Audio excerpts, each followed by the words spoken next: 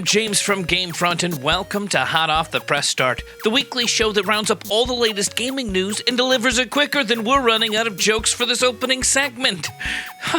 So, how about this? If you've got a good quicker than pun, throw it in the comments, and maybe you'll hear me say it in the next Hot Off the Press Start. Boom shakalaka! Rumors are flying around that the next Call of Duty Black Ops will be set during the Cold War, according to infamous leaker Okami, and then corroborated by Eurogamer, or at least sources speaking to Eurogamer. The game, which will be apparently titled Call of Duty Black Ops Cold War, was first hinted at by Okami on Twitter. Eurogamer then also reported that they had confirmed the rumor via their sources.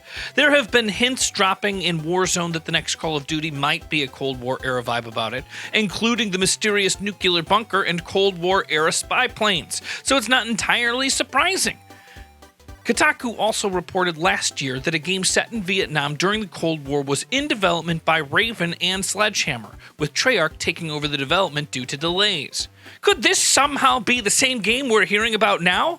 Only time will tell, but as an insider that worked on Call of Duty Black Ops 1 at Treyarch, you might forget that that one was based on the Cold War and Vietnam. It opens with a fake killing of Castro, and it's also in Vietnam.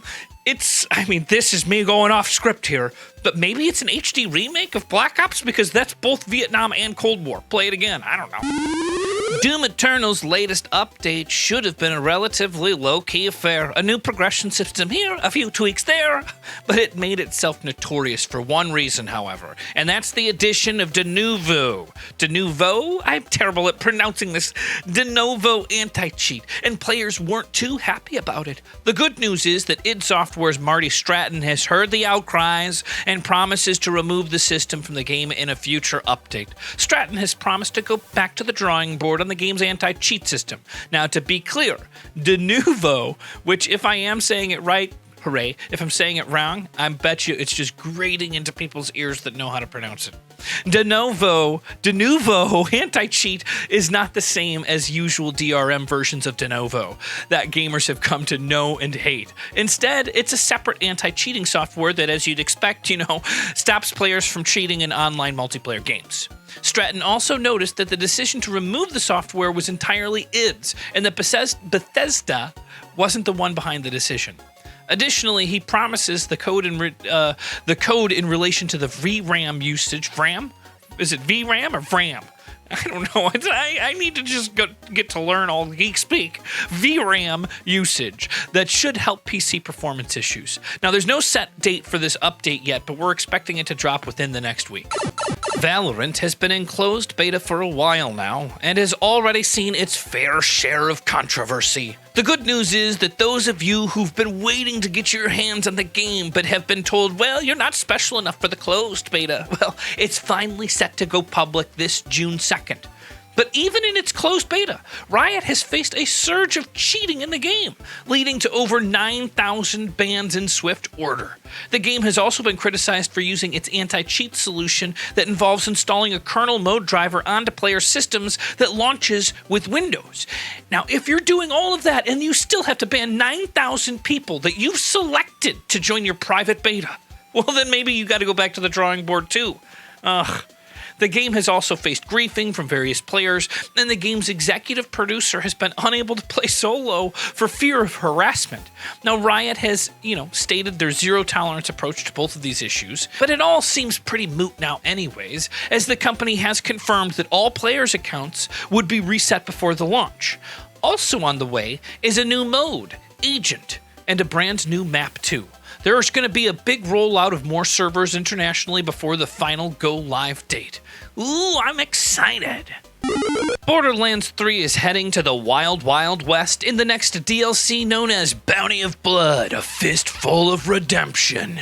It releases next month and will see players get mixed into a vicious blood feud against two rival families, a nod at A Fistful of Dollars starring Clint Eastwood. There will be various story missions and crew challenges to take part in, and there's also a new Jet Beast hover bike, which can be modified with new weapons along the way. Bounty of Blood will be the third DLC, with a fourth one also planned at some point in the future. It's set to release on the 25th of June. Good news for Xbox Game Pass subscribers, as Alan Wake and Minecraft Dungeons will join the service this month along with City Skylines, Plebby Quest, The Crusades. Is it Plebby or Plebe? I don't know. I've always wondered. Because in my mind, I'm pronouncing it like plebeians, which I don't even know it's a reference to nonetheless. In fact, Alan Wake appeared yesterday along with City Skylines and Plebe Quest, and Minecraft Dungeons will launch on the service on its official release date this coming Tuesday, May 26th. Minecraft Dungeons is shaping up to be an exciting dungeon crawler title based on the Minecraft universe, and Alan Wake is a series an underrated action-adventure survival horror, which, while 10 years old now, is well worth playing if you've never had the chance.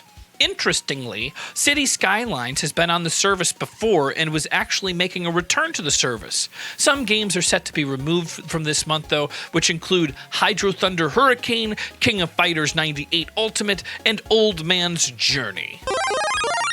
And finally this week, Microsoft Flight Simulator is set to take to the skies in its first closed beta in mid-July, according to the latest development roadmap posted last week. The game has seen various alpha versions tested by select insiders since October of last year, with regular alpha testing currently ongoing.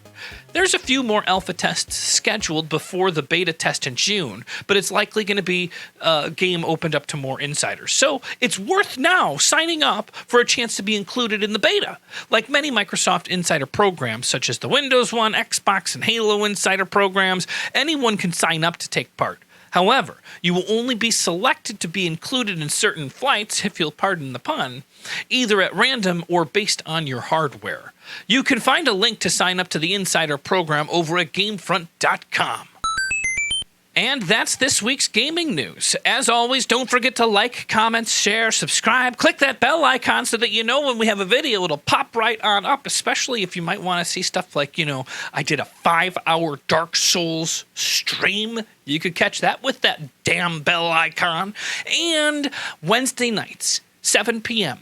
Pacific Standard Time, Bear Supply, my improv comedy group, does a live show every Wednesday. It's at twitch.tv/Westside Comedy Theater, Wednesdays, 7 p.m. Pacific Standard Time.